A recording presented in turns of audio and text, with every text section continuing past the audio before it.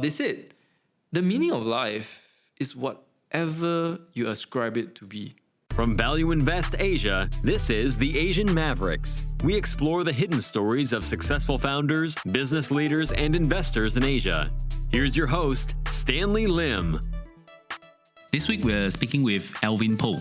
And Alvin is most well known for being the co-founder and ex-CEO of Vodien Internet Solution, which was one of the first and largest web hosting service provider in Singapore back in the early 2000s. Vodien was really seen as a great example for a successful Singapore startup. So I'm very excited to sit down with Alvin to learn from him about his journey. Alvin started Vodien with his partner John when he was just 17. And throughout the whole journey, he has been working night and day for 17 years, building up the team to about 150 people strong, with more than 35,000 customers. And all that hard work really finally paid off when Vodien was acquired by Dreamscape Network, a listed company in Australia, for close to $30 million back in 2017. Yet, you're going to hear that after the acquisition, Alvin actually sort of lost some direction in his life and ended up traveling the world for 2 years in search for his next target. You're going to hear more about that later on and how he's now back with not just one, but two companies that he's actively pursuing. For one, he's back as a business coach through his company Super Scaling, which is helping entrepreneurs to scale up their business without getting burnt out physically and mentally. And he's also taking a crack at the cloud hosting industry again, partnering up with his ex-Vodien team with their company CLDY. But all his energy and entrepreneurial spirit really started to show since his primary school days. As an entrepreneur now, back then as a kid, a lot of these experiences formed and shaped who I am today, I guess. So my family isn't very well to do. We're not like broke, but my family never had enough to, say, give me pocket money to buy anything I want, right? It was really tough on them. My parents usually had to really scrimp and save in order to get the basics. But I never had to worry about transportation, school fees, lunch, dinner, that kind of thing. There's always a roof over my head and food. But anything else that I wanted as a kid, right? Like if you want to buy the latest comic book or you want to play computer games. Back then I loved reading novels also. But if I wanted that, it was really tough. Either I go to the library, or if I want to really have it, I probably have to find somebody to borrow the stuff from, or find my way to actually raise the money and have enough so that I can buy that, right? And so I was always this kid that was looking around at opportunities to make more money. And as a kid, it was pretty tough, right? Your friends will always go for part-time jobs, which I tried as well. But it was difficult because you're balancing school and work. But as a really young kid, I remember always trying stuff that's a little bit different. And to set the frame, I think as a kid, I was always looking at the opportunities that people weren't looking at. Like for example, in school, I used to play this game of country erasers. I don't know if you have that in Malaysia. Yeah. Yes. So it's kind of like that Squid Game thing, right? Where they flip the, I don't know what that is, but you flip it over the opponents and then you win it, right? Yes. For us, country erasers was the same. Little country erasers with country flags on them, right? And so you just flip, and then if you win it, you win the eraser. And the thing is, you've got to actually have erasers to play the game. And my friends will always buy it from the school bookstore. But I realized that my neighborhood bookstore was actually cheaper than the school bookstore. And at that point in time, I was probably like 8 or 9 years old. So I saved enough, went to the neighborhood bookstore, bought a few boxes of erasers, went back to school and sold it to my friends. Right? I realized there were two things that I could do. I could sell whole boxes at a lower price, or I could sell individual erasers, especially the more popular ones, at a much higher price. And I made money out of that. Right. This is not millions, right? This is like, I don't know how many cents it is, but it was enough for me because, hey, with that I could go buy like snacks and there was this bowl of dessert that I really liked at the school canteen. So that was something that it afforded me to do. Nice. But yeah, that was the kind of mentality I had as a kid. And then when I grew up, my dad became a sales consultant. He was hopping from job to job. And one of the jobs that he had was a sales consultant, and he needed a computer at home. So with the computer, whenever he was not working on it, I used it. And I used it for everything. It wasn't just games, because games weren't very popular at that point of time. I was just even like, figuring out everything from like computer software to spreadsheets to anything else. It's just so cool to see it appear on the screen. So I got interested in computers. And then a few years after that, the internet came along. So my family didn't get on right at the start because it was really expensive. But then I remember there was like 56K modems that came around, and prices started becoming more affordable, and more people got onto the internet. And we did it as well. And with that, I think it just completely blew my mind, because at the point of time, I must have been like 14 or 15 years old. My social circle was just my neighborhood friends, people that I'll just hang out after school, my school friends, people that I see in school and hang out with, and that's it. So that's my social circle. But with the internet, suddenly I could like have friends all over the place, not just in Singapore at like Kovan where I'm staying, but like everywhere, like people from Australia, America, everywhere, right? We will be, talking about comic books, video games, anything. How old were you during that time when you started? I must have been about 15 years old. I remember that was like around Sec 3, Sec 4. Okay. So I assume you're meeting these people in chat room like IRC. Yeah. So IRC was absolutely pivotal for me. IRC was the software that enabled all of that, right?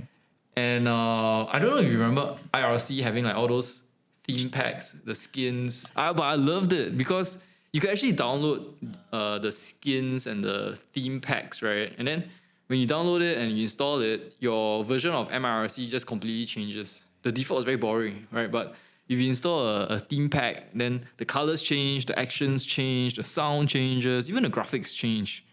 So I loved it, but there's always something like at least I felt like, I could change, or I wanted to change, modify it, right? So I did my modifications, and then I realized, hey, I can actually create my own. So I created my own theme pack by reverse engineering what people put out there and figuring out everything from like programming to graphics design and all of that. Right, so you just taught yourself how to design a theme pack. Nice. Yeah. Okay. The hard way, just reverse engineering, just looking at what's out there, slowly like figuring out by trial and error, like, you test this, doesn't work, test something else, doesn't work, and then slowly figuring it out, right? Because at that point in time, Google wasn't around. It was really, really difficult to get information and tutorials. But because of that, I could, I spent so much time on the computer that my uncle actually approached me and said, hey, do you want to design a website for me? And I'll pay you. And at the point in time, I was like 15, 16, right? I was like, I get paid? Okay. I said yes. And this was at a point where I did not even know anything about web design. I didn't know how websites were done and all that. But it was the ignorance of youth. I felt like, I could just figure it out. And thankfully, I managed to. So I used the same process again that I did with MIRC, but this time with websites. So I downloaded websites, I looked at how they were created, I copied stuff that I thought were cool, and then just created my own version of a website for my uncle. And I got paid for that. Right? So it was mind-blowing because suddenly I could monetize the skills that I had. And that was such a game changer because previously I'll still be working part-time jobs. And then suddenly, now my skill sets were worth something. This entrepreneurial spirits that I'm sensing from you, just from a very young age, I will link back to my own childhood where I'm not really that entrepreneurs. And what struck me is it something that is already innate in you, or pretty much? Because my parents, they were busy. They were working full-time jobs. When they came back, they were tired. They still had to take care of the family and the house. We didn't have a helper. So they didn't really have a lot of time for us. So we were, like me and my siblings, myself especially, since I'm the eldest, I was left on my own for a lot of the time. And so I had to figure out things to do for myself. And it was also I think my dad, he's very handy. He's like a DIY kind of person. Like he'd repair everything at home. If there's anything that broke or anything that need replacement, he would do it. He would know all the hardware shops to go to, everything, right? So everything in the house was handled by him. And I remember doing all these projects with him, right? And growing up, like as a kid, I would like try my hand at it, and I wouldn't know how to do it, right? I would like, oh man, it didn't work, right? Why? And sometimes I just feel like giving up. But I think one of the things that my dad showed me was there's always a way around it. I remember one of his favorite sayings was, there must be a catch, or there must be a way to open it or to close it or to fix it back together. And you always figure it out. And I thought back then as a kid, I was like so impressed by that, because he would do that no matter what the situation, right? He, even with computers, because he's only had a primary school certificate, right? He didn't do anything more than primary school. And he had to figure out computers by himself, on his own. I guess your dad has been quite influential in your life, and of course after you started realizing that you can monetize your skill set in web design, did you already started having idea of formalizing Vodien, or how does it come into fruition? Yeah, that's another story in itself. So I was a very mischievous kid. I was always like left to my own devices, went to play, didn't really care about school. And it was O-levels, the O-level examinations, GCE O-level examinations. That was when I was 16 years old, that I realized that all my friends suddenly disappeared, because all of them, either by their parents or by their teachers, were told that, you had to study for the O-levels. And my parents also gave me that kind of pressure. And so I was like, oh man, I'm 16 years old, and suddenly like there's no play anymore. There's always this focus on exams and studies. But so I told myself, hey, there's nobody around. There's only studies now. It's only 1 year. Let's do it. After we get this O-levels over and done with, after that, life will be great. And so I did that. Thankfully, did well enough in my O-levels.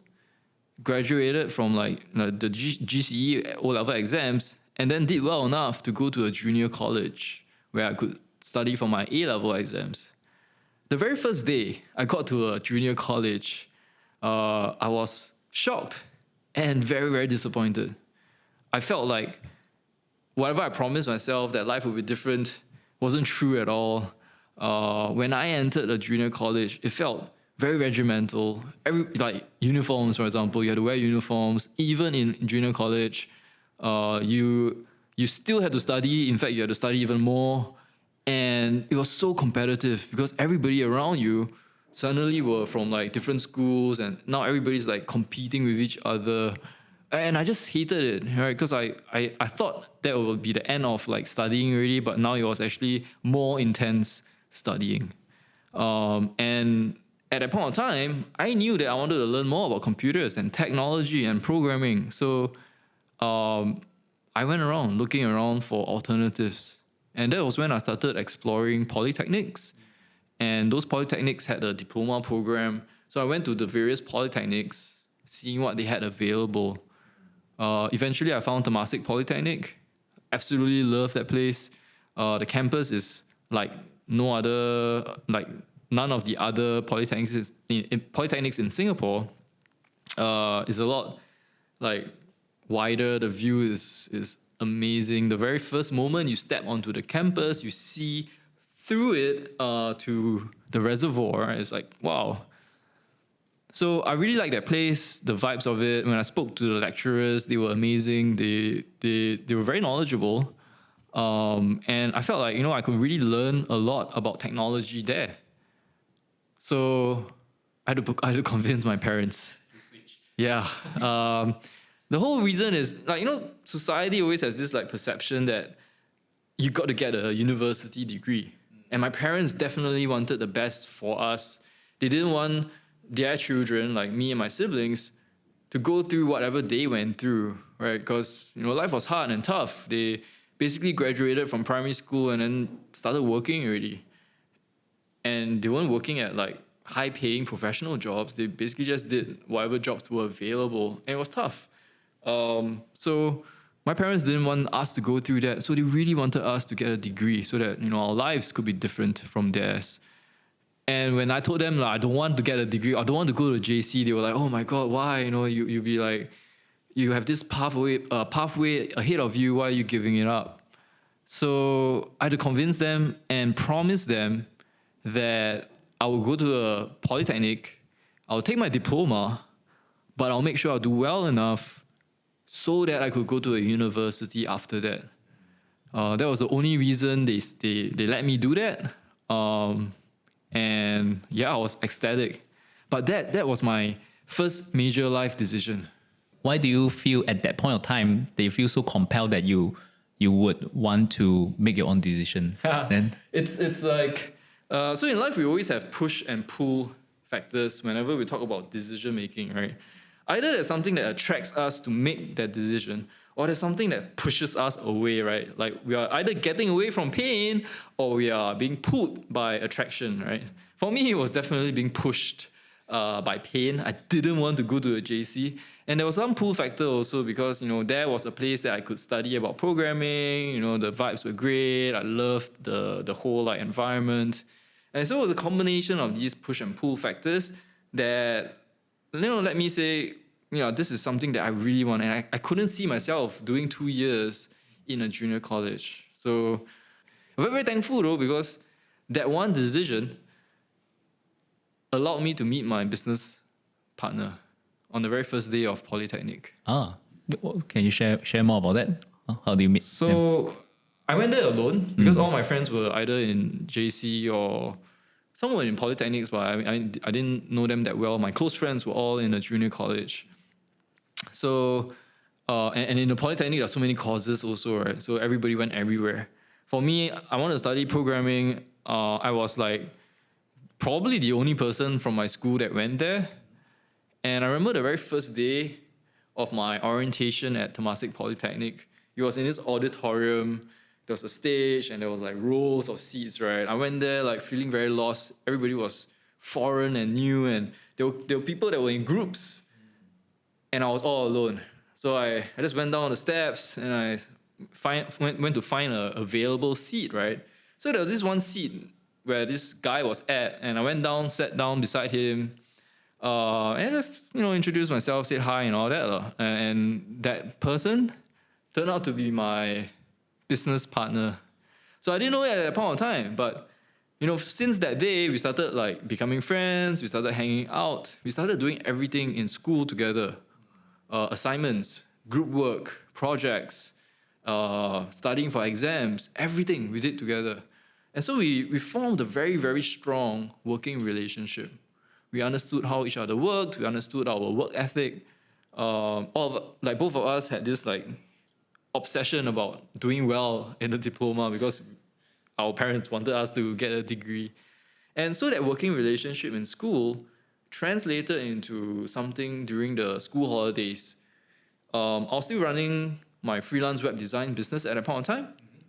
And I was telling him, hey man, why not join me, right? It's better paying than a part-time job, plus you get time flexibility. And he was like, yeah, sure man, let's do it. So 1 + 1 is not 2, more than 2. You get more clients, more projects, and basically get leverage. It went well. We did it for a few months, and then we felt like we were hitting a plateau because of the constraints of time. The juggling of school and work was very, very difficult. So we had to figure out what to do. And we didn't know what it was called back then, but essentially we went through a business pivot. We were pivoting from a professional services company where we did web design projects for clients to a product-based business, which was hosting, web hosting, email hosting, cloud hosting. And that was the business that, started Vodien and that 17 years that I went through.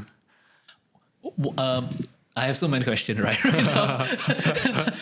Firstly, is when you were still studying, when you're doing this web design part time, how were you finding new clients at that time? And also, why in your mind you feel that you need to bring in another business partner to that business at that time? So it was very scrappy. I had no money at all, right? So cash flow was very tight, and I didn't want to spend money on ads because there were a few factors. One is I had to worry about the return on ad spend, and I also had to worry about whether or not I could actually handle the amount of clients because I was still a full-time student. So I didn't really want to like explode the business. So it was so scrappy. I did things like hand out flyers. I went to online, right? Back then it was really very different from now. You could still send out emails, or you could like put out free classified ads, and you would get responses. I remember even like printing out little like leaflets and going to the library to advertise my services. So I went to the library and I put them into business books. Because my mentality is like, if you are a person that reads business book, you must either be somebody that's interested in business or are already a business owner, right? So, hey, I'll just do that. So I just put my flyers into all the library books that are about business. And like this, like all these are all the free or free-ish methods to get clients back then. So that was enough for me for a part-time income and all that. So it was good. But it was lonely, right? And since I already had such a great working relationship with my business partner, why not just like start doing something together, right? That's like, the pie is so big, we're gonna have fun doing it. Why not? So yeah, that's what started that. That's fascinating. And when you decided, both of you decided that you need to pivot the business, was it already the plan in you that you want to grow it, as much as you can? Because at the time, both of you are still studying. Why didn't you take the approach that just see it as a part-time job for the time being while you pursue your studies? Was that already the drive that you want to, pursue this seriously? Okay, so there were again two main things that caused that pivot, right? Number one, lack of time. We were already like swamped and dying, and we were like thinking, okay, is there a better way to do this? Maybe we should just do a product-based business instead, so that we can have more time for our studies and life. Two, we were getting older. We were still young back then, but older in the sense that we were closer to our graduation, and we were closer to the big decision that everybody typically has to go through, right? Which is, what are you going to do when you graduate? So at that point in time, we were thinking, we really should, if we are serious about it, start like committing and putting more effort and more attention into this. And therefore, the pivot was a necessary thing for us, we felt. And so we made the decision to just go ahead and try it out. One of the good things about starting young, I guess, is that, there's less risk per se. At that point in time, we were living with our parents. There was like free rent, a roof over your head. Food, if you look at our diet back then, it's literally like junk food, or like, parents would like have food at home, and it's so minimal, right, that the risk is negligible. So for us, we were like, why not? And that was what got us to start. Right. And why did you choose web hosting as a product from all the other services or product that you can go into? So it was a difficult decision because we had to look at what resources we had, right? The capital that we had, which was not much. Our abilities and skill sets, which was mainly in tech and engineering, and any business resources that was available, which was primarily in the client base that we had because we were professional services. And when we look at all these things, I think one clear thing stood out, and that was every single one of our clients, our web design clients, needed hosting, either web hosting or email hosting or both. And when we look at all the things that were available to us, I know we could pivot to do something else, but why not just capitalize on the resources that we had available already? And that was what made us, decide, we should just do what our strengths are and pivot to web hosting. Right. And what was the problem with web hosting at that time? Why do you feel that you can do it better or add some more value to it? Support. That was the first thing that we looked at, and that was the big pain point of the industry back then. Mind you, this is probably around 2002, so the internet was still in its infancy. In fact, I think at that point in time we just went through a .com bust, so everything was still very shaky. But people still needed their websites. You could tell because all the business owners, the small SMEs, they were all looking at going onto the internet. But there was it was so nascent, right? It was so new. Everything was so foreign. None of the things that were around today were around then. These days, you could spin up a WordPress website, put on a template on your own. Suddenly you're in business, right? You don't even have to pay anything else outside of hosting. If you want a little bit more, you want to do e-commerce, there are e-commerce platforms like WooCommerce, or Shopify is very popular as well. If you don't want that, there are sometimes website builders. And I mean, there's so much ability to instantly create websites now versus back then. And back then, people couldn't get the support that they wanted. We knew because we actually worked with web hosting companies, right? And we wanted to sometimes get support in the form of asking them questions or, actually having problems or trouble with a website where it's not available or there's an error or whatever, right? And then finding that we don't get a response. Either we don't get a response, we don't get a response fast, or the person that picks up the phone or the email doesn't know what they're talking about, or doesn't understand us, or doesn't understand our problem. It was so frustrating. Even worse, because sometimes we were middlemen for our clients and for the web hosting provider, and so we had to relay messages, right? And sometimes this relay process will take days before we even get an answer for a simple question. So for us, we felt like we could do hosting, and we immediately improve on the support experience. So at the start, when we started a hosting company, we actually focused on providing just solely a great level of customer support. And we actually branded ourselves 24/7 super support, right? Because of our commitment to actually giving that kind of support. And we essentially, between the two of us, ran a 24/7 support operation for our clients. So that was pretty incredible. Again, it was the ability of youth, right? No need to sleep. Yeah, can have immense energy and you can just go on and on and on. And that was literally the life that we had back then. I find it ironic that you say that you pivot because you wanted more time and your strategy was going into 24 hours support. So it was a different kind of time usage because for that, right, it allowed us time flexibility. Yeah. Right? We didn't have to a client asks you, because you still have to support clients, but the process is different. You have to you look for clients, you try to prospect the people, you convert them to clients, and then you still got to fulfill, and after that you still got post-fulfillment work in a form of maybe even supporting their projects or their websites and stuff like that. So it's a very long drawn process. And what we found very, very time consuming was how all of that required us to constantly put in time, effort, and money. And so when we changed to pivoting, and we pivoted to a product-based business, it's not that time was less. We definitely still had to spend time on it, but it was more structured and controlled. There was this structured scope, right? Either it's a problem with the website in which we'll fix it or not, right? It became more manageable, we felt. Right. And did you completely cut off your web designing professional services? Yeah, it took a while, but yeah, eventually we just stopped all of that. And but how are you funding the business at that time? Because I assume you need to buy servers and have a place to store them. So servers are expensive, by the way, enterprise servers.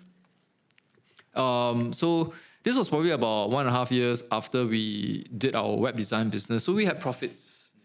And we basically took the profits that we had and invested it into this new web hosting business. What did we invest in? We invested in a server, one server, which probably costed about like $5,000. It's an enterprise server, a big piece of hardware. And like you said, it needs to be somewhere, right? So you need co-location as well. So we needed to put it into a data center, which is kind of like rental of property. But in this case, you're renting a space for your server.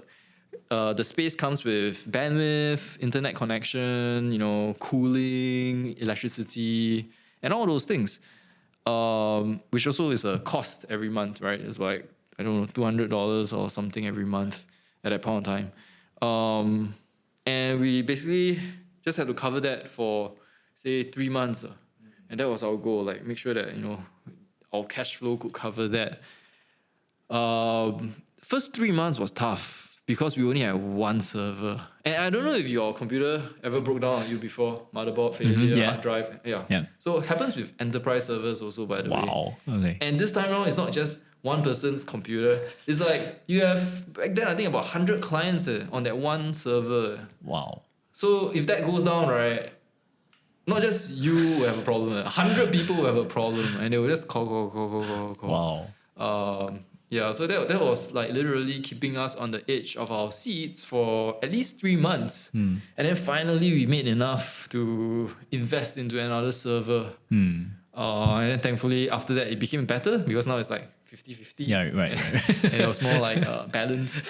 So yeah, that was how we started. I see. Okay. But do you face any key struggles in finding new clients for this business, or it's pretty much smooth sailing? No, it's all the time. So as any growing business, right, the two things that we need to balance is growth of the business and also revenue, right? And it was this struggle because your revenue needs to be strong enough for you to invest in the business to grow.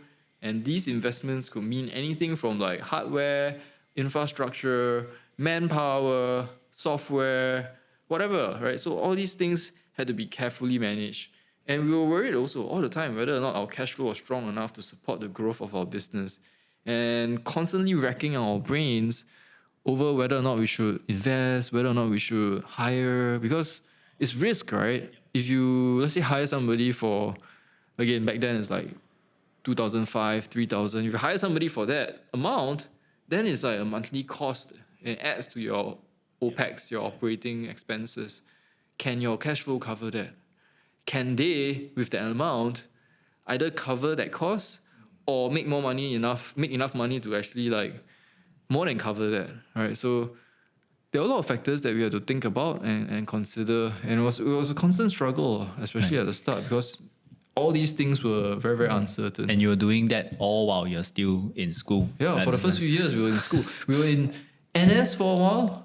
NS was national service was terrible because everything just died. We literally only had weekends to really try our hand at the business. How are you doing your 24 hours support at that time? So at that point we didn't. Okay. It was very, very tough. So we only had a small group of clients and it was very, very tough to do anything. So the business only grew after that. When we went to university. Right. Yeah. And both of you went into the same university? Or? No, I went to Singapore Management University and he went to National University of Singapore. Right. But of course, you guys are still in constant contact. The time. All the time. I see. Yeah. Where do you? When did you start formalizing this business? And when was your first hire? I guess when you started realizing that you need to outside help. That was around the last year of our university, I think. So yeah, we hired our first customer support come pre-sales engineer. So he was a very knowledgeable technical person that also was very good at like supporting people. And that helped tremendously because that took a lot of workload off, worrying about, say, customer support or even sales, right? And then we could focus on other things in the business. whether it's like revamping the website or looking at our products or our pricing or our marketing, and then figuring out, what worked and what didn't. And those were the things that enabled us to really grow the business. Right. So in the first few years, when you guys are in university, it was just the two of you, Yeah. doing that business, Yeah. right? Yeah. And what you're doing is just every time you have some new profits, you would just reinvest in a new server again and Yeah, again. so we didn't know that at that point of time, because back then we like, oh yeah, we got profits this month, right? Yay, it's like our salary. Little did we know that after every few months or so, let's say like 6 months, right? One of the things that invariably happens is that our business will grow to a point where our infrastructure no longer could support it. We needed to grow our infrastructure, which is our servers and all the back end IT stuff. And servers cost a lot of money. So at the start, what happened in the first few years was actually that all the salary or profits that we drawn had to be plowed back into the business. And it was a very frustrating experience, because imagine getting your salary every month and looking at it, like, yay, your salary, right? And seeing your bank account grow. And then after a few months, you realize that, oh shit, you need to invest in servers, and it's a lot of money, right? Right. And then you have to put all that money back again. So it was this constant like cycle of up and down, up and down, up and down. A constant rice for issue your- that Yeah. you need to go put back into. Yeah, Right. like, oh, yeah. Okay. So, Okay. yeah, I mean that's the reality of entrepreneurship and business. But why do you still feel? I guess. Why do you still feel that this business has potential at that time? And since that you've been, I guess you only started really growing it after your uni days. So what kept that confidence in you that this is the right path that you guys are on? We had no confidence. it was more of a risk for us, a calculated gamble, I guess. Like about 1 year before we graduated, I mean, we had a talk, right? It was either, we continue this, which was making money, but it was not much, right? It was lower than the typical graduate salary. So it was making money, but still not there. And the alternative was you could graduate, right? And then you start off with a graduate salary, which typically is a lot more. And we asked ourselves what we wanted to do. It was very, very difficult. So we essentially told ourselves, we'll just go give it a try. We'll graduate, we'll do whatever it takes to make it work. If it works, it works. If not, then at most we tried like 2-3 years, right? We gave it our all, and we won't have any regrets. So thankfully enough, we managed to pull through and we made it work. It was something that just was incredibly hard to do. A lot of sacrifice. We didn't have much of a life, social life. We couldn't do what we did in say school anymore. It was no longer just about playing video games and working on the business part time. It was really like full on. How do I grow the business? How do I find more clients? How do I get better customer satisfaction? All the business stuff that we need to think about in order to make it work for us. So we spent about 1 or 2 years really doing that, getting the business to a level where it was stable, and then growing from there. Wow. So both of you, after graduate, went full time into the business straight away. Yeah. Oh wow. And when you're just describing the whole process of what you need to do to make it stabilize, it's a lot of work. Yeah. And you mentioned just now that you feel that you can't really work for other people. I just want to understand your thought process. Why is that the case? Because I feel that I have the same problem where I only work for other people for a few more periods of my life, and I absolutely hated it. but what is it in you that you feel that you can't really work for people? What were you striving for when you're finding a job? So I'm not, again, it's the push-pull thing, right? For me, I find myself predominantly driven by things like freedom. And what does freedom mean, right? It's freedom of not just time, but freedom of finances, freedom of location, freedom of choice, right? Ability to make choices that you want to. And I found that if I committed to a typical career or job, it didn't really give me that kind of flexibility. And I think that was something that really, really drove me towards entrepreneurship. So yeah, it's not to say that a job is bad. It's just what's your personality, what drives you, what are your preferences, what are your desires and goals, and what career best suits that. And for me, I guess that entrepreneurship life is something that I find myself drawn to because risk is something that is fine with me. Honestly, I think there's a lot that in life is not necessary, and so if you cut all of that out and focus on the things that really matter, you can really just put your head to it and just grind towards the goals that you have. Yeah. So. But would you not feeling that you might be missing out in your youth, especially I guess people who got just started in the university or just started work, they're thinking of traveling the world, having just partying and having a time of your life. It seems that you're not really having time to do all those. Yeah. Do you feel you missed out or? I think thankfully again I was like ignorant of these things. Like I didn't really understand like what these things meant. And for me, it was really this deep-seated sense of responsibility and work that I needed to put myself to. And, entrepreneurship became that. It was something that I felt was driving me to do. And I know this for a fact because a lot of times my friends ask me, hey, Alvin, why are you like spending all your time at work, right? Where's your work-life balance? Where's your fun? And I was like confused for a huge part of my life for many, many years because that's something that I was like, thinking to myself that it was true.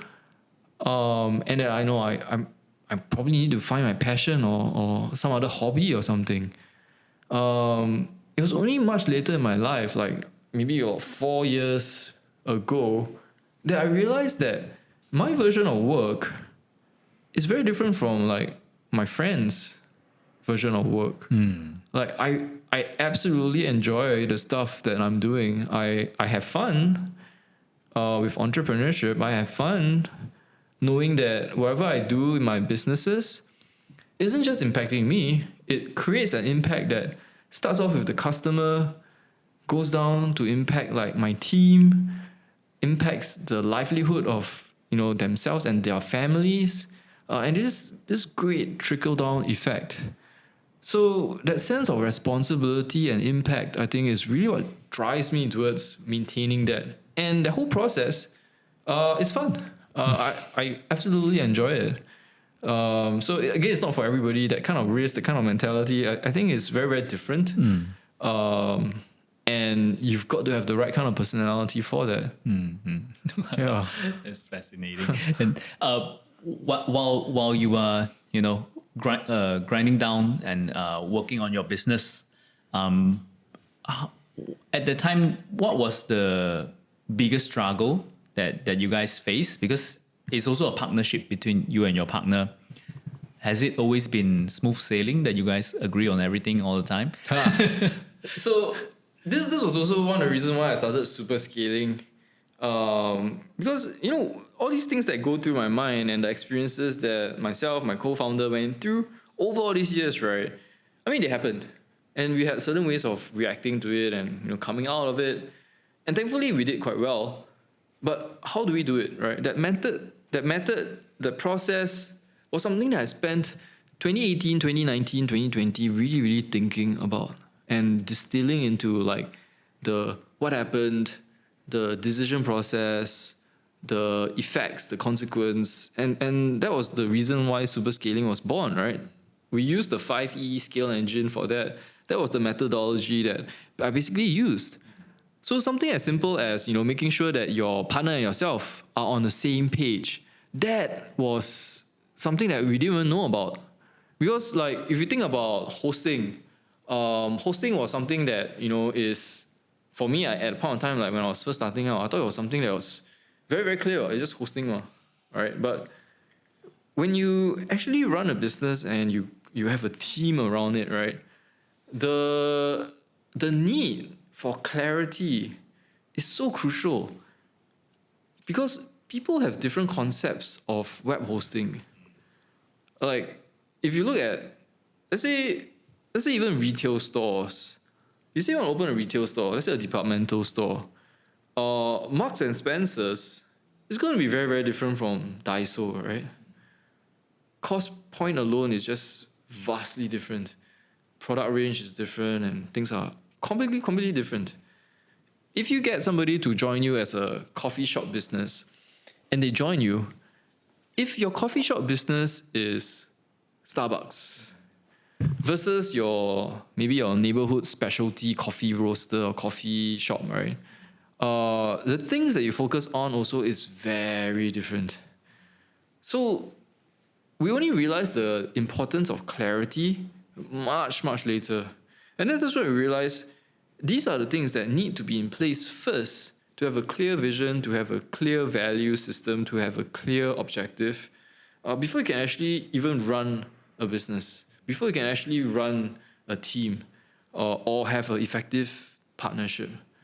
So this is an example of, we have a tool called the 4-stage future that just breaks down this process for our clients also, because it's not something that can happen overnight. But once you have this process to break it down, right, then it becomes a lot clearer why you're doing the things that you're doing, what are you exactly doing, how are you doing it, who does what, all that becomes so much clearer, so that you don't have the kind of conflict, the kind of argument happening whether between your co-founder or with your team. Yep. Right. You mentioned, your concept of breaking down the structure of running a business. Definitely we'll go into that in detail later as well. But I assume all this come from your personal experience when running the business. And what you described just now is talking about the vision you have for the business at the beginning. And if someone has a different vision from you, then that creates conflict, right? So is there something that happened between you guys that at the beginning you have a vision for Vodien that's different from your partner, and how do you resolve that? Thankfully our vision was similar. It was just murky and unclear that we just needed to clarify and solidify and distill down into something tangible. So that's the great thing. So it'll be very, very difficult if you come into business again together. Maybe with that coffee example, right? Imagine if you come together with someone else and one of you wants to be the next Starbucks and one of you wants to be the next specialty coffee shop, right? It'll be big problems. That clarity needs to be so clear first, not even first, like throughout your journey, before you can make the right decisions, before you can explain and say why you're doing the things that you're doing, before your team can get buy-in, or before you can get buy-in from your team on all these things that are moving in the business. So moving on your journey, Vodien is starting to pick up. You have formalized the partnership, but it's still a very capital intensive business. Yeah. So what's your plan? To raise a lot of money to start growing, or you still want to keep it between the two of you? How do you plan to grow? I mean, Vodien is 100% bootstrapped. We were bootstrapped all the way. So even at the point of the acquisition, we were literally the only two shareholders. So that I think was very important to me. Again, with the whole concept of why I felt like I didn't want a job also. The business was not supposed to be a 24/7 job for me. It's supposed to be a vehicle for me to be able to do my best work, for it to suit my personality, and for me to really create the impact that's out there, right? Only then can I really make sure that the customers get value that they needed, my team is able to grow and progress, their families are taken care of, so on and so forth. So being bootstrapped was one of the key things. Yes, it's nice to raise money. Yes, it's nice to have investors, but I'd say only the right ones and only for the right reasons. So for us, we never found the right reason nor the right investor anyway. So we always kept it bootstrapped.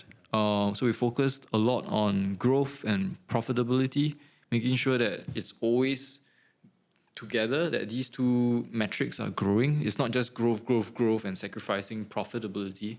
It's always making sure that are we growing at a pace where we know that next month we can cover expenses, we can cover salary, we are still able to grow. and we still have that margin that enables us to be a sustainable business. And when you are from all the way, when you started growing to the point of the acquisition you mentioned just now, what in your memory is the biggest struggle and hurdle that you actually overcome during that period? Well, there's so many. That was my whole journey is literally filled with like struggles and obstacles and whatnot. So I'll go back to the 5E skill engine again, right? So there are 5 different principles in the 5E skill engine, detailing what it takes for a business to scale.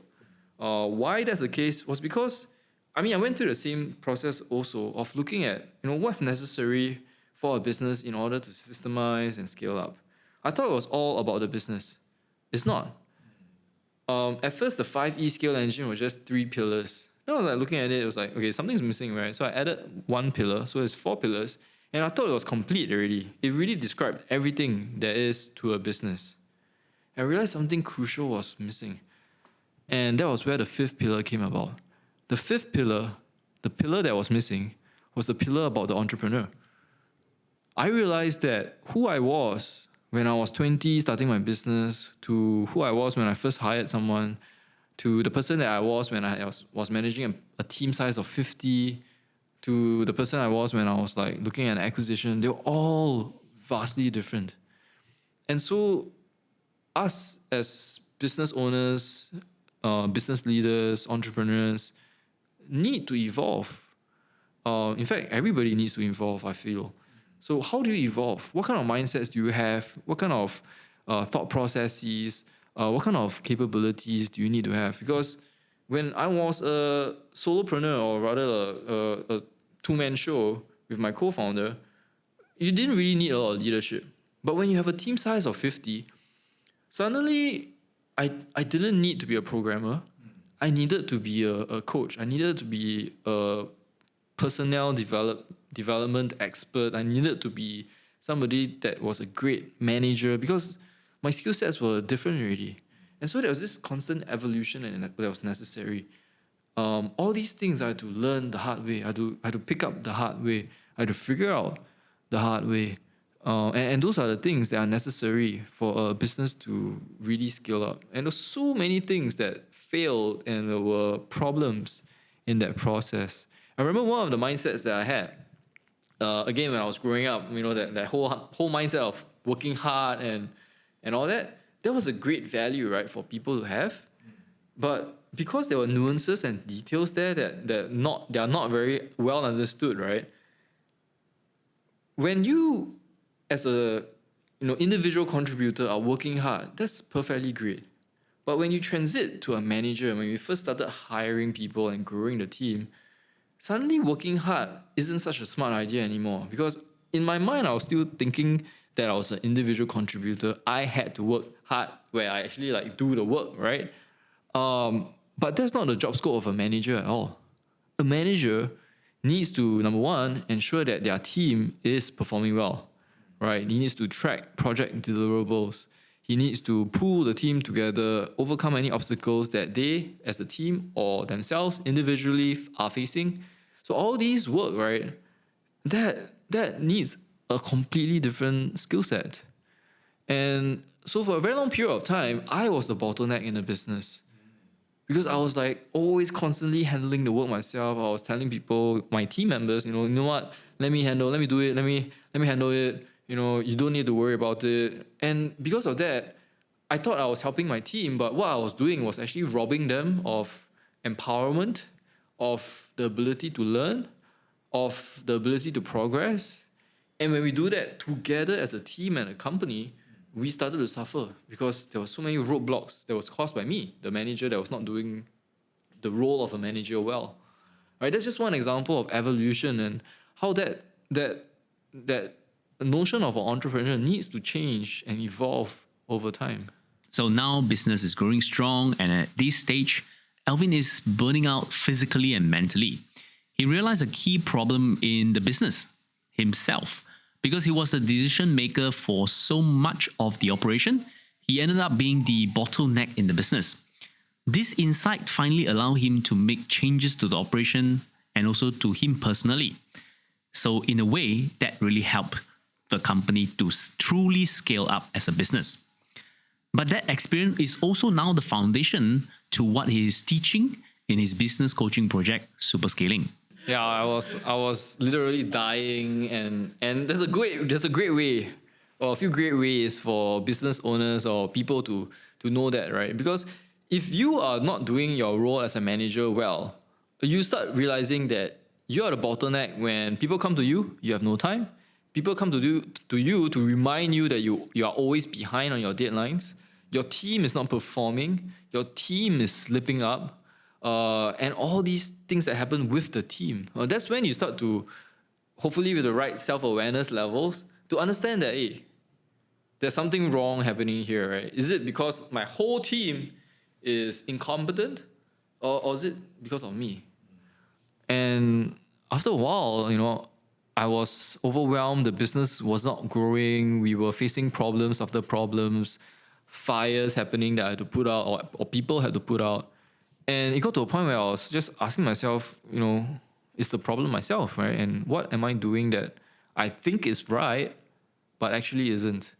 So, yeah, I think I had to really reflect and understand all that before I actually realized the problem. Right. So that come out from more of a self-reflection on your part.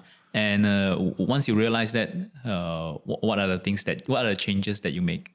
So it wasn't just self-reflection because I had so much time and I went to eat, pray, love, right? It was like literally the business was dying. Really. Like there's so many things happening, but yet we were not growing and we were constantly hitting bottlenecks. So it was a feeling of overwhelm and really being up here in the amount of work that's necessary to be done, right? And then you realize, shit, there's something wrong here, right? And then that's where the self-reflection and self-awareness really helped shape what the reality was.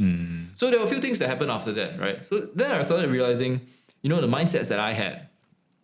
My parents are a big influence in my life. So they said work hard is good, which is awesome. It's a core value, right? That's very positive.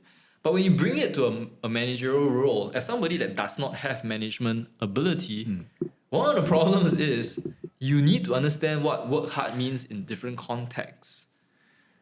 So I had to reshape my idea of work hard to understand, the output. And that's why sometimes you see business owners working hard, but you see them playing golf.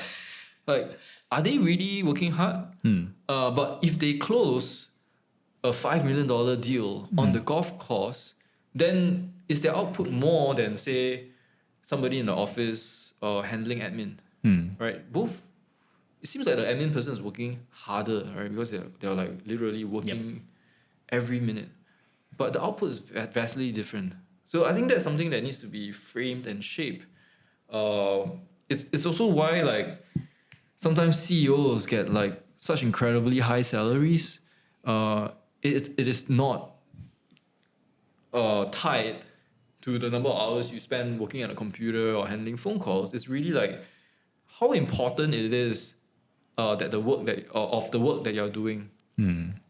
So it took me a while to realize that and to reshape my thinking, so that I'm actually geared towards output, the results that come from my work and the team's work, rather than how much actual work per se I'm typing or doing or actually working on. So that is the concept of leverage. Right. It's the concept of continually just asking yourself, what's the problem that I should solve? How can I do this better? It's all me, versus how can we do this better?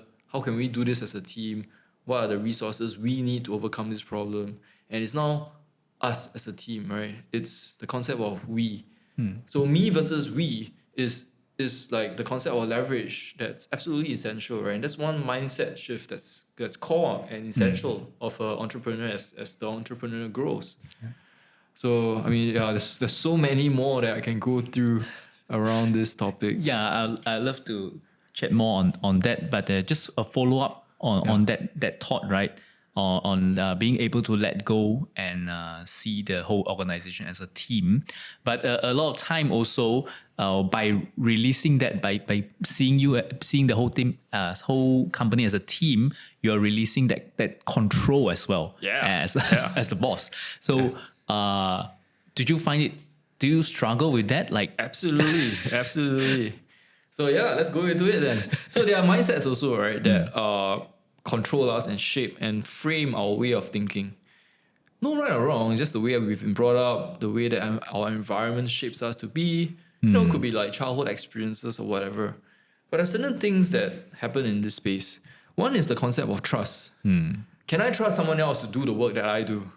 Typically, it doesn't come very easily. Nobody just goes to a new person and say, I've been doing this for like 15 years. I met you for one day. I know you can do the job as well as I can. Right? Typically, that's not the case. Typically, they'll be like fearful. They will not trust the person. And a result of that is that, the manager keeps everything to themselves. The manager will be like, I don't really trust you. Maybe you just help me photocopy this document and I'll handle the rest. And they do the whatever that's necessary. And typically the work result is great. The work result is excellent. Well, a few things happen in this case. One, the person doesn't grow. The person doesn't feel trusted. The person doesn't feel empowered. And as people, when we are in that situation, we feel belittled. We feel like we know that people don't trust us. We know that there's always going to be a ceiling and we'll never get past that. And when we are in that situation, bad things happen. The most apparent is we leave. After a while, that's not a great environment. I'm going to leave that place because I don't feel like I'm appreciated there. Even if I don't leave immediately, it'll only be a matter of months before I'm like just out of there. That's just one mindset, right? The other mindset is of like ability. So one is just trusting you whether or not you can do the job. Then the other one is believing in whether or not you have the ability to do that. If I feel that you will never able to do as good a job as I can, and I don't give you the chance to fail and make mistakes, you're never gonna learn. And when I speak to my entrepreneur clients, I remind them constantly of the fact that whatever experiences we go through as entrepreneurs, it's not like we were born and the next day we have it, right? We were shaped by many decades of our experience and by lessons. So who I am today, I am who I am today because of like the lessons I went through, the mistakes that I make, the things that I realized, the lessons that I learned, the knowledge that I picked up over all those years. And then when you hire somebody, maybe a brand new fresh graduate or somebody that might even be working for like 5 years, how is that person expected to get to your level of competency and experience? It's difficult, right? And so what's typically lacking is this bridging period. And it's a process of onboarding that I tell my clients that they absolutely must have. In employment, there's typically like a probation period. People just think they hire someone and then, in a probation period of typically like 3 months, I'll just leave you to do the work. I'll tell you the work that's necessary. You go and do the work. Then I see the work, whether it's good or not. And then I decide your fate, all right? But that's not the case, right? It can never be the case because then you're just rolling the dice on somebody that's 100% aligned, 100% competent, and 100% with the skill sets that you require, like a mind reader, before the probation can be successful, before the hiring can be successful. But that's never the case because there needs to be onboarding in the form of introduction to even the company policies, the products, the knowledge, and that's the context, right? Before they can even do something that's got to do with the skill sets that they have, whether it's like photo editing, graphics creation, social media marketing, fulfillment, whatever it is, operations, before they can even get there. And there needs to be a training process. They need to be trained on how you think, on how they should do the job, on the results that are necessary before they can even get to a fraction of that. And then it improves. If not, that ability for us to hand over and empower people to do the work that we need them to, it's never going to happen. Yeah. It's definitely a long a journey that you grew and learned a lot. Yeah, during totally. Yeah. But of course, Vodien came to a point where it was acquired, and I guess this is the deal that really changes your life, and I guess it really is the point as well. Also, when the news came out, it inspired a lot of entrepreneurs within Singapore of your success. And can you share a little bit on how the deal came about? Were you already looking for a buyer, or how did you met the company and end up with the acquisition?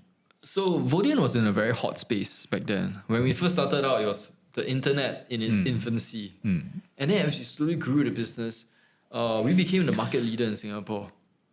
And at that point of time, this was like 2015, 2016, 2017, the internet was really heating up. There was a lot of people in that space.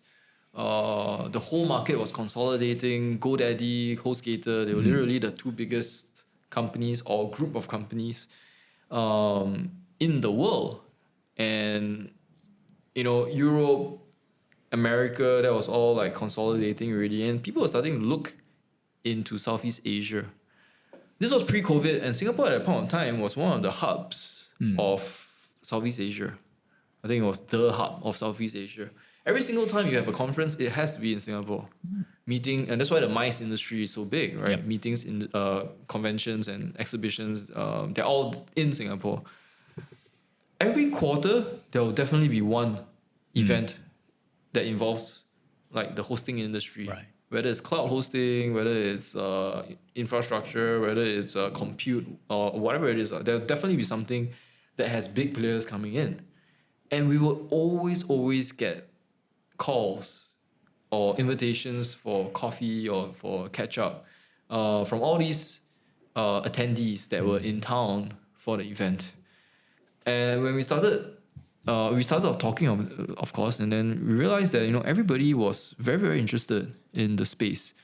And being market leaders in Singapore at that point of time, it really like got us a lot of attention. We were never very interested in all of them though, because there wasn't any like synergy. We got a lot of attention from private equity firms or investment firms, and a lot of them are looking at roll-ups where they buy the company into a larger group and then roll it up towards a IPO or a listing somewhere. That wasn't what we wanted at all, right? We wanted to make sure that the business was growing, that we were expanding, that we focused on operational excellence and ensured that as we grew, the core values and the core reason why we were there, why we existed as a business, was still true, right? We were taking care of our customers, we were providing them value that they wanted, and all these things. So none of these conversations were particularly interesting to us until Dreamscape came along. Dreamscape was a very different company. They were operator-led. They were their holding company. Their operating brand was Crazy Domains. And they literally grew like us from nothing to the largest in Australia where they are based in. And then they got listed and they started looking at expansion. So Southeast Asia was a place that they were looking at as well. And they found us and we started to have a conversation. And it was just uncanny how similar we were, right? Like I said, we were operator-led. We were, had the same kind of history where we started from nothing and grew to market leaders. Even our offices in the Philippines literally was the next building. Like from the window you could see our offices. So it felt like there was so much synergy and like chemistry, right, and similarities between us. But of course, everything is a business transaction. So we had a very clear number that we wanted to get if we were to go through. And it was supposed to be a merger also, where we would merge together and then together expand into like different regions. And And that was why we even bothered, or we even considered talking to Dreamscape about the acquisition. But yeah, we went ahead with it finally with them because it just seemed like there was a path ahead, and it was like a lot of similarities. But it didn't work out. There was a lot of conflict in the process after we got acquired. That's why the clarity of vision and the reason for why your business exists and how you actually execute is so crucial. Right. Yeah. Right. So the original idea was after acquisition or merger, you guys will still continue to work for Dreamscape. Yeah. Right. Yeah. And how long were you working there before you realized that it's no longer a good fit? It was about 1 year. 1 year. The completion of the contract was in July 2017, and then in July 2018 I left. Right. Okay. Yeah. And both of you left, or you Shortly after I left first, and then shortly after my partner left. right? Okay. Yeah. And so now you are, you successfully sold your business, still very young, almost set. Yeah, I guess set for life. So what did you do? You started enjoying life. I traveled the world full time for 2 years. Sold everything I had. I was feeling very lost, right? So imagine after like 17 years of running your business and having that as your identity. Every morning when you wake up, that's the first thing you think about. Every night when you sleep, that's the last thing you think about. And suddenly, you don't have that anymore. So for me, it was a great loss of identity. I basically didn't know what to do for a really long time. And I was so lost that I told myself, I've got to start from a clean slate again. And I sold everything that I had. My car, apartment, most of the junk that I have in my house, my fancy watches and all that kind of stuff. Sold everything. And then I remember my whole life possessions could fit into 2 duffel bags. I left 1 duffel bag at my parents' place. I took 1 duffel bag and I just went traveling full time around the world. Surprisingly, it was cheaper than living in Singapore. Yeah. I wasn't like a luxury traveler. Right? I basically stayed in hostels or I rented like long-term apartments. But despite all of that, like my living expenses were actually lower than Singapore. And I was like, wow, okay. You set on this journey, but what were you trying to find during this journey? Something different, something about myself, why I did the things that I did. What am I looking for? What am I searching for? Can I lead a life where I pursued my passions or my hobbies only? So I did all of that. I went traveling country to country, visited friends who were living in different countries, went to become a snowboarding instructor, learned windsurfing, all these things. Lived in different countries as well. I mean, just to see how life is like, right? Basically, I was still trying to answer the question of why are you working so much? What are your hobbies? What are your passions? And I wanted to find what my passions were. So the interesting thing is, I found my passion. I realized that entrepreneurship is my passion. And that was when I realized that when people talk about work, entrepreneurship and running a business isn't work for me. It was like fun and fulfilling and satisfying and rewarding for me. That was when I realized I am like a true entrepreneur. It's in my blood. The kind of people that who wake up and they can only think of surfing, and they surf the whole day and it's absolutely rewarding for them. That's kind of like me with entrepreneurship, right? I basically just enjoy the whole process of fixing problems and solving things, and it happens from all different levels of the business. Whether it's strategic to all the way to the bottom where you're fixing admin problems, right? You want to make sure that everything is like smooth and efficient.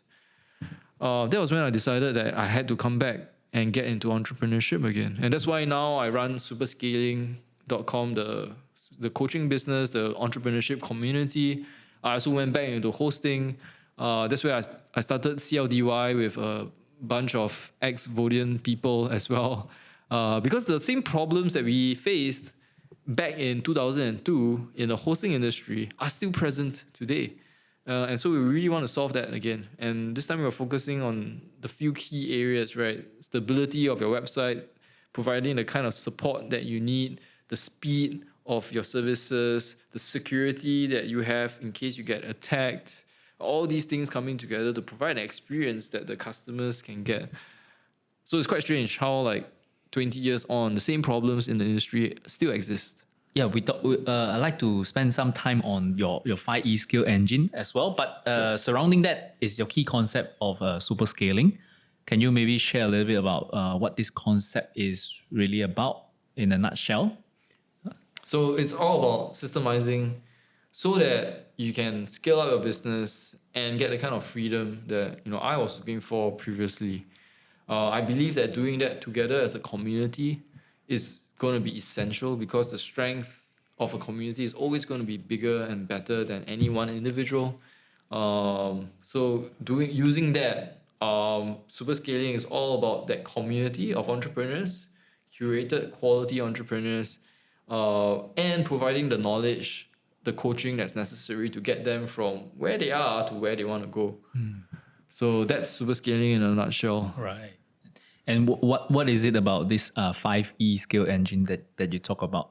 So it's 5 main pillars or main principles. First of all, it is the entrepreneur. Right? The entrepreneur, the individual has to evolve. So the first principle is evolve. Then you can go into envisioning. What exactly are you trying to do with your business? So this starts to touch on the business already, because we need to be very clear. Then we can come up with the business objectives. Then we can come up with a strategy. Not finally, but then after that, we look at empower, which is all about the team. Once you have an envisioned plan and future and roadmap, then you can start talking to a team. Then you can get your team to be aligned. Then you can get their buy-in. So that's empower. After the team's in place, we can then look at engaging the customers. Because if there's no team, there's nothing at all, then it's very, very hard to engage the customers or engage the customers the right way. So the fourth principle is engage. And then finally, once all these are in place, then we finally look at execute. The story that I love to use for execute is the story of Usain Bolt. I say that I can win Usain Bolt. I can beat him in a sprint or a running race. The only condition is if Usain Bolt runs in the wrong direction. And that's typically what happens in businesses. You can try to scale at any point in time, but if you scale prematurely and with the wrong fundamentals, what you're doing is basically scaling bad practices, you're scaling bad habits, and you're basically like just working towards a point where you're finally going to implode. So we don't want that. And that's why the execute principle is the last principle. We want to make sure that the other 4 are in place first. And then we start scaling up with the systems and processes and the plan and the people that we have in place. So Alvin has really gone through quite a journey. He started and bootstrapped a business for 17 years and sold it for millions of dollars. He then took off and traveled the world for 2 years, trying out new things and even spent a period as a snowboarding instructor. And now he's jumping back into the business world again with not one but 2 businesses. His business coaching at Superscaling and cloud hosting provider with CLDY. And here's why he feels that there's still so many problems left in the hosting industry where he is ready to help solve. So CLDY started, it's short for Cloudy, right? So CLDY. CLDY.com started, not because of me. I didn't want to go in the hosting space anymore. But I think there are a few things that happened. So after our acquisition by Dreamscape as a group with Vodien inside it, got acquired one more time. And then that whole group got acquired again. And so there were multiple acquisitions that happened. And then they had a merger or a rebrand or something. So there were multiple rounds that whole group went through. And we... so this is something it's something that exists in the industry. There's a lot of problems that people face, customers face, and they are still out there. The problems are still existent. And we are looking at creating a business that properly solves it. This time around, CLDY is created entirely on the cloud. We no longer have the physical infrastructure that Vodien had. So we can actually be present in multiple countries or different countries other than Singapore. When we started Vodien and grew Vodien, one of the problems that we faced was, yes, it's great that we have our own physical infrastructure, but it was also more difficult because we couldn't just say, spin up an instance in Australia or spin up an instance in Dallas, Texas. Just like that, right? It's not possible back then. But these days, because of hyper cloud and like all the different cloud providers like AWS, Google Cloud, Ali Cloud, Linode, all these different cloud providers, infrastructure is now commoditized. Infrastructure is now a cloud resource that you can just like access. More expensive, yes, but a lot more convenient, right? And so that's where we are now. We are no longer bound by physical infrastructure. We can go anywhere. We provide the same kind of management expertise to create hosting products, both mass market like shared hosting and personal products that are personalized to the company. Things like complex hosting. They need like very specific requirements like load balancers, firewalls, specific security instances, or whatever they need, right? And all that runs off the cloud. So yeah, some of the ex-Vodien people came together. We created CLDY, looking to solve those problems in the hosting space again. I wanted to hear your thoughts a little bit more on a personal note.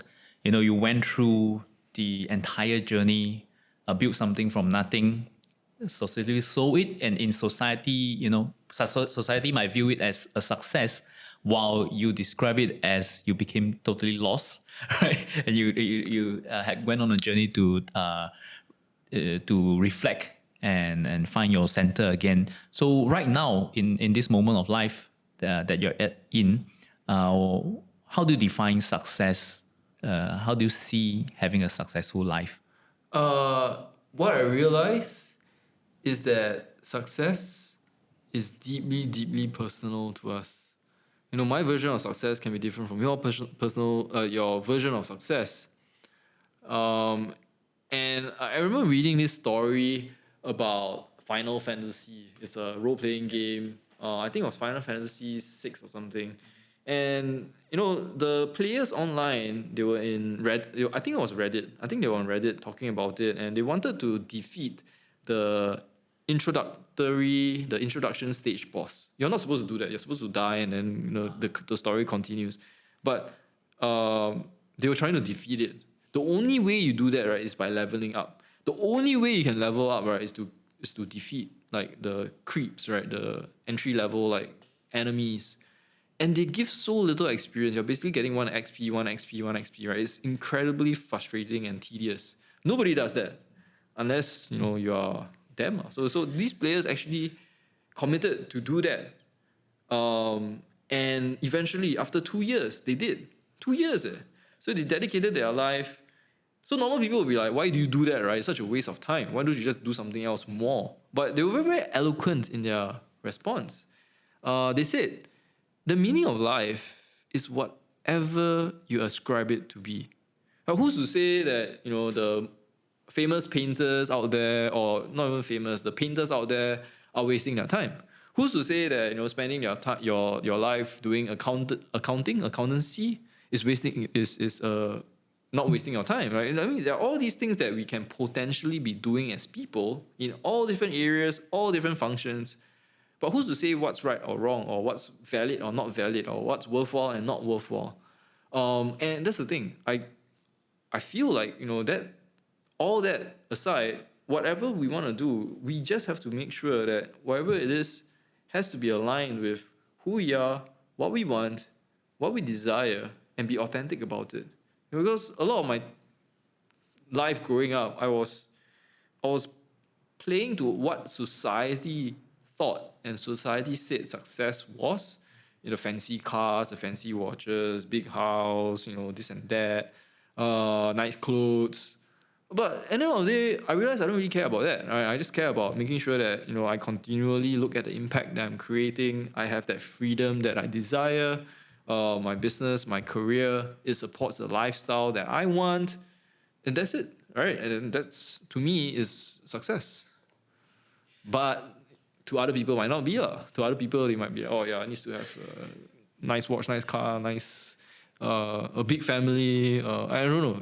Your version of people's version of success all are different. So I guess what I'm trying to say is that you just have to be very, very sure and authentic about the reason why you do things. That's one of the best saying of success I have heard till yet. Right, of your story on the people on Reddit. I think I definitely need to ponder on that, and I do agree that success is really what you give meaning to. Yeah. And but another question that I do have for you as well. Along your journey, you learn to become a leader. From at the beginning, I guess if it's just you and your partner, you don't really need to think about managing people that much. But over time, as your team grew, you really double down and learning into become a leader. Do you think that from your personal experience, can leadership truly be learned by anyone, or you need to have some innate quality within you that you were born a leader?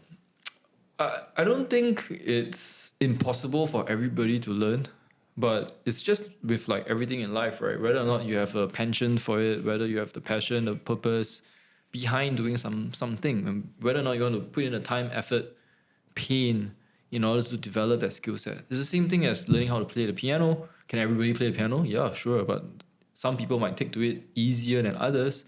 Can everybody play sports? Sure, everybody can play sports as well, but will you be, doing that as easily as some other people?